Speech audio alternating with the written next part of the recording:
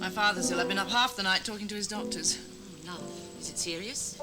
Yes, but not so serious as they thought at first. I'm sorry. Oh, he'll be all right. He's a tough old bird. Well, I must go and look at some new desk equipment for the captain.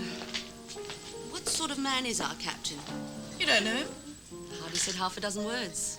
Oh, well, he's quite a nice man, really. Intelligent, attractive. I can see that. Married? Well, his wife's just left him. Why? I don't know, really. A sailor's life. Possibly. Any children? Yes, 2. Well, that's rough. Do you fancy him? Darling, like I said, I hardly know the man. Needless to say, Tom's worried. Charles reckons it's the second time he's found a bottle up there. Oh, Lord. So I said I'd come and speak to you. Yeah. Drinking on the bridge, yeah? Yes, if I was doing it, it would be an extreme case of driving under the influence, wouldn't you say? Yeah, well, if you weren't doing it, why don't you put the blocks on Charlie boy? Listen, Matt, I'd have thought you'd have been more concerned about your relationship with Charles. Why don't you just leave it to me to handle mine? I'm concerned with the whole bloody thing, John. Good. I don't think you can afford to pretend that Charles is not a threat. I'm well aware of what's going on with you and Maya, and I know what's bothering you. Yes, well, I'll tell you what's bothering me right now. Me? That's right. You should think yourself lucky that somebody cares enough about you to watch out for you. Listen, Matt, if you want to pursue the conversation, you have to do it up on the bridge. I've got work to do. John, you're not listening to me. No, you're the one who isn't listening. I said I've got work to do.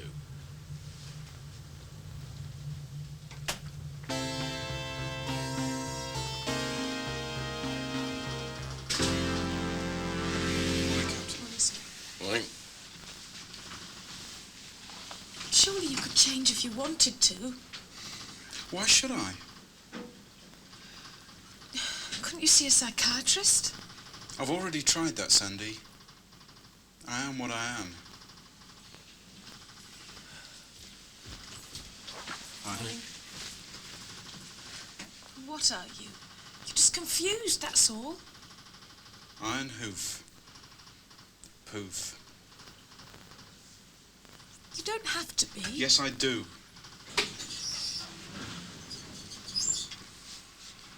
Don't stop on account of me. I was just going. I'll do your room. Thanks, Tom. Oh, while you're at it, could you change all the towels? Please. I'll give it a rest, Matt. Between you and Miss Laker, I've heard more damn sermons than the average vicar gives in a month of Sundays. Yeah, but what about... Now, who the hell do you think you are, the captain? Well, you aren't. I am the captain. No, John, I'm your friend, your ally. What ally? Nobody's making war.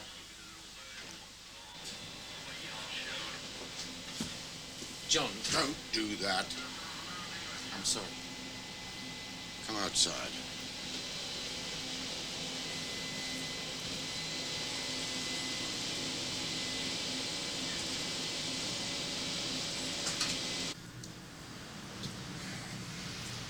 Now listen, I've heard you out, so now you hear me, All right, John.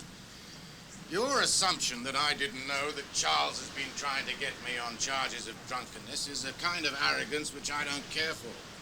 I've known about it for weeks. I also know much better than you that for a man to lose his wife can cause him in the short term to behave in a way that might be described as bizarre. Well, if I decide to be compassionate, that is my business. Furthermore, if my experience, training, and instincts tell me that Charles isn't going to do any real damage, that is also my business. In other words, my friend, just butt out. John. Now, I am sick and tired of being on the receiving end of the St. Matthew Passion. You're not saintly enough to get away with it, man. John, I never said I was. Now, you have plenty of problems of your own without taking on mine. Real problems like the real pitch indicator. How the hell long before that is sorted out? John, I don't have to tell you how long I've been waiting for spare parts I'm for that not thing. interested in your excuses. Excuses? That's right. You've also got several other problems down there in your engine room, haven't you? Human ones as well as mechanical, so my advice to you is concentrate on solving them and just bloody well leave me to solve mine. Okay, John, anything you want.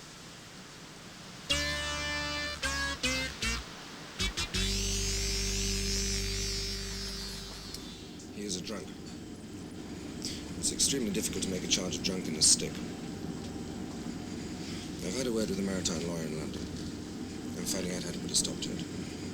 It's just I'd feel so much more secure if you were the captain of the ship. Thanks. I'll do everything I can to help you, Charles. Thank you.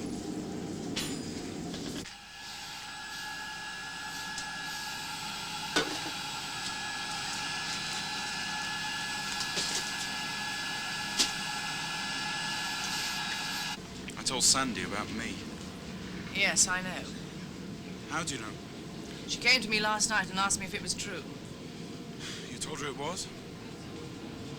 And I really don't understand why she's having such a difficult time believing it. Well, it can't be very easy for her, can it, Peter?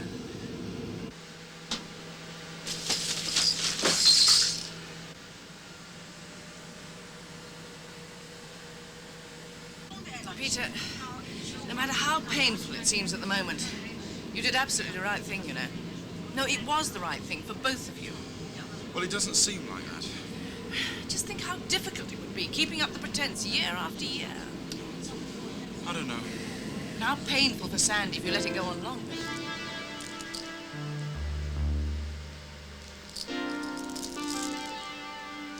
I suppose if John knew about Charles and decided not to worry, it really isn't any of our business.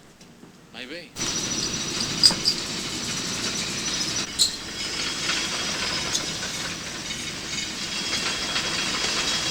Care for some company?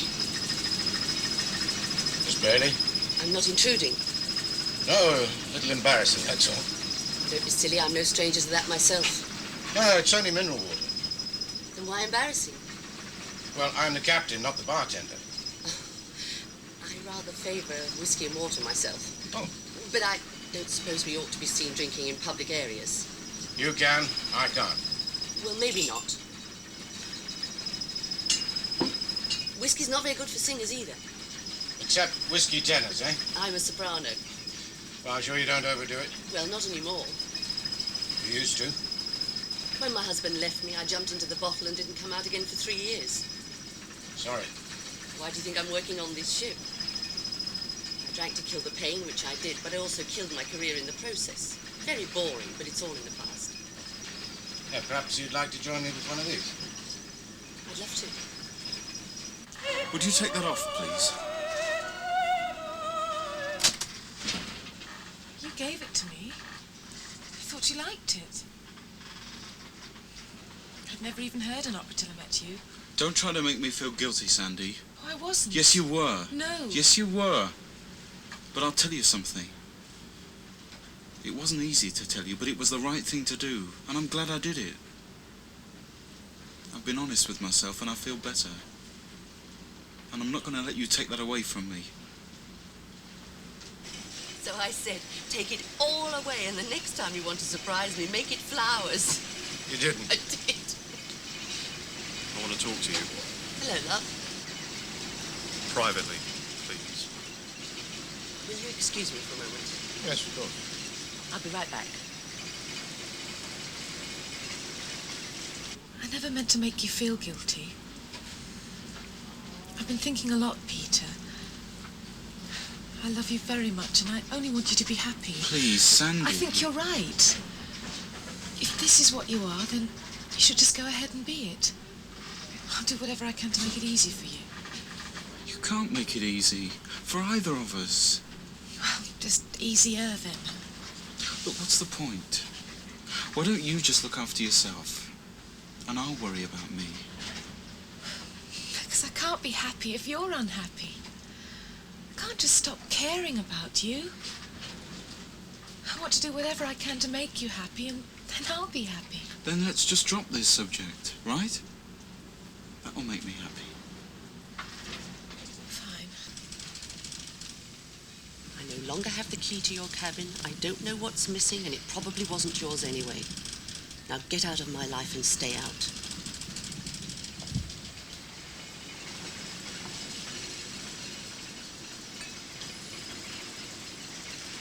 Sorry. What's the matter with him? You wouldn't want to know. I would, actually. It's not worth talking about. You sure? Is he making trouble? Tony's trouble for anyone who happens to be handy. There's nothing personal. Hello. Hello. Susan, Yes? do you mind if I ask you something ever so slightly personal? Well, I don't suppose so. Why are you letting yourself be drawn into Charles's sleazy scheme? I don't believe you just said that. Why? Well, because it's so... Direct. Well, I believe in that. what? Being direct. Is it for professional reasons? Like if he gets to be captain, you'll get promoted. Or is it rather more personal? Like you want to be the next Mrs. Charles Woodhouse?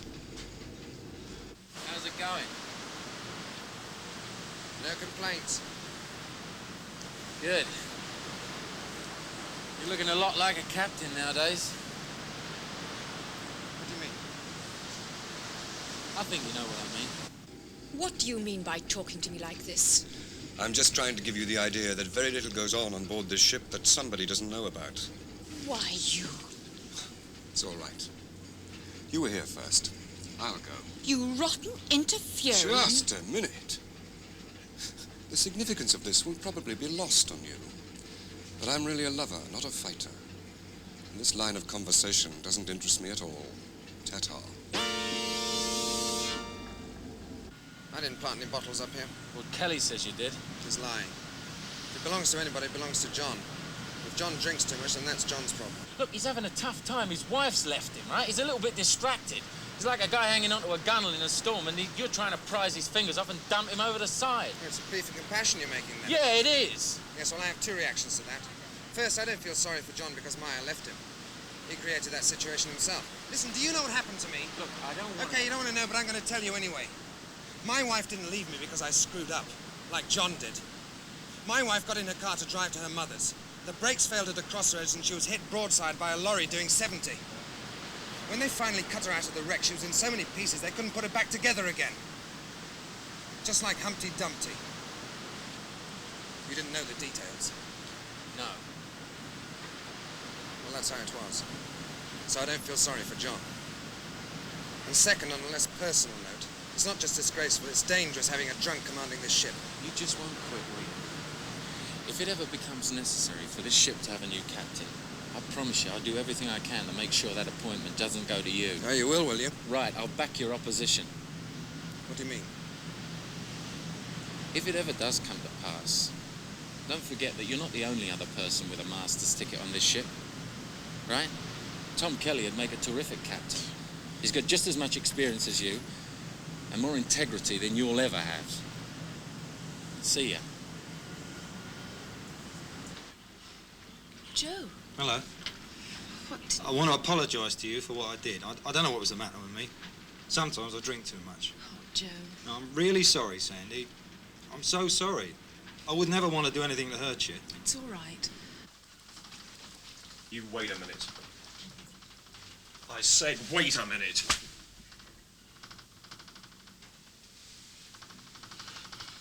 That must have taken a lot of courage.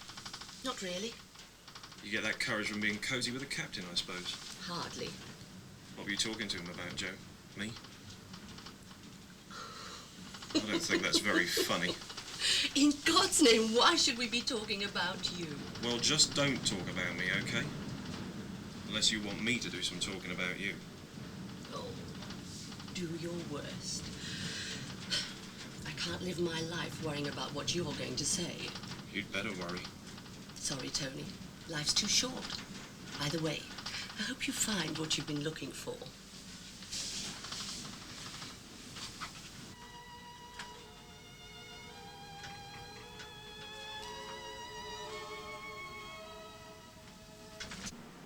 Well, at least Charlie boy knows the fight to the top's not as easy as he thought it was going to be.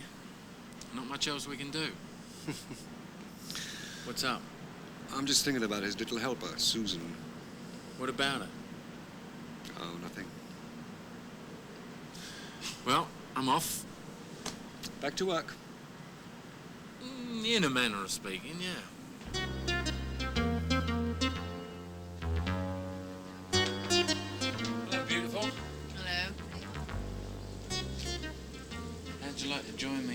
cosy meal at my place. Depends what you mean by cosy. Depends on what I mean by a meal. Come in. You know Captain Anderson has me type the minutes of those weekly meetings with the chief purser and chief engineer. I'd forgotten about it, to tell you the truth. Oh, Arthur. The minutes from the meeting 3 weeks ago. No, Matt, you listen to me. There's no room on this ship for the kind of carrying on you and Miss Laker have been doing. What's your problem, John? Professionalism or jealousy? Sorry I'm late. I know Mrs. Carter wants Miss Laker out of that job as much as Turson does, or more. And I know you've got a complicated plan for getting rid of her. But this would be so simple. Professional misconduct? Exactly. This is not good. What? Me sitting here with you in your office? Right. Why? We're not really doing any business, are we? Well, I sort of thought we might. Yeah. Marion Carter. Yes, all right, read it to me. Yeah.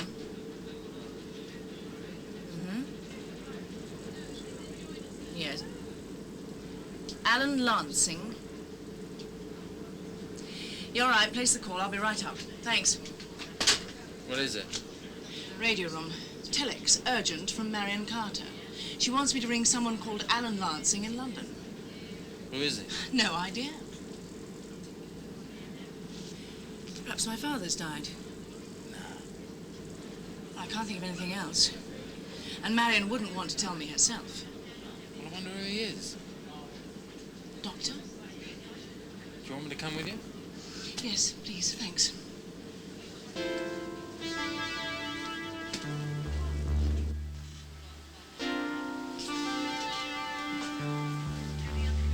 Did you put the call through? Yes, Miss Laker. Thank you.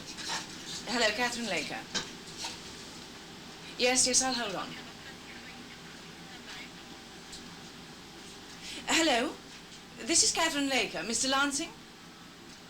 Yes, I received an urgent message from Marion Carter to telephone you. No, that's quite all right. Yes, we are strangers. Well, I normally respond to urgent messages. Well, not unduly, I'm sure. Mr. Lansing, who are you? Yes. Yes, all right. Well, I'll meet you when we dock in Amsterdam. Well, how about my office? You'd like to see where I work, I'm sure. No. My office would be fine. Yes. Yes, I agree. Yes, I'll tell him. No, certainly I'll give Mr. Taylor your message. Well, if it's not convenient, I'll ask him to call you back. Well, I don't know what you expected, Mr. Lansing. I was house-trained at a very early age. You're not without a sense of humor yourself, I see. Yes, it does make life easier, doesn't it? Fine. I'll look forward to it. Goodbye.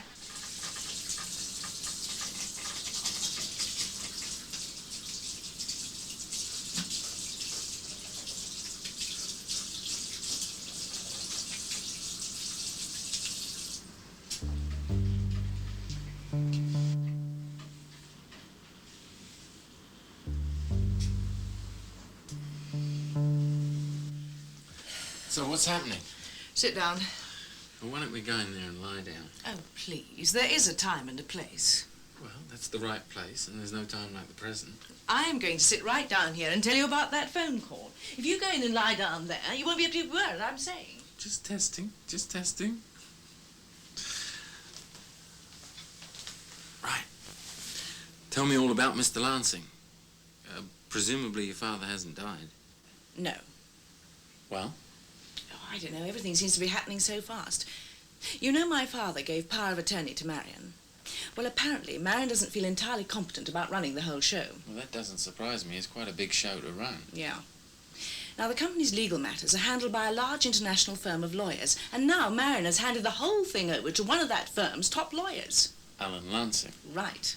So until a couple of days ago, your father ran the company, And then for a minute or two, Marion ran the company.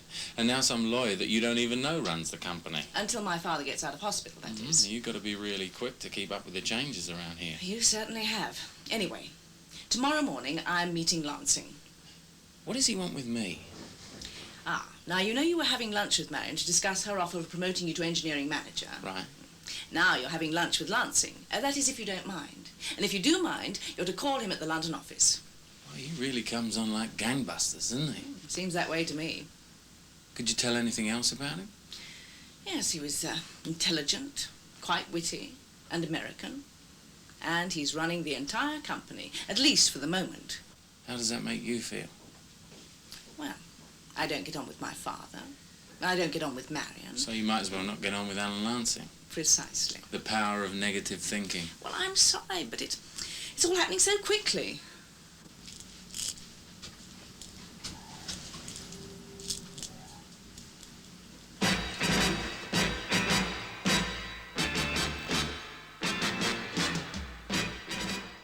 After the break here on UK Gold Comedy with the Dick Emery Show.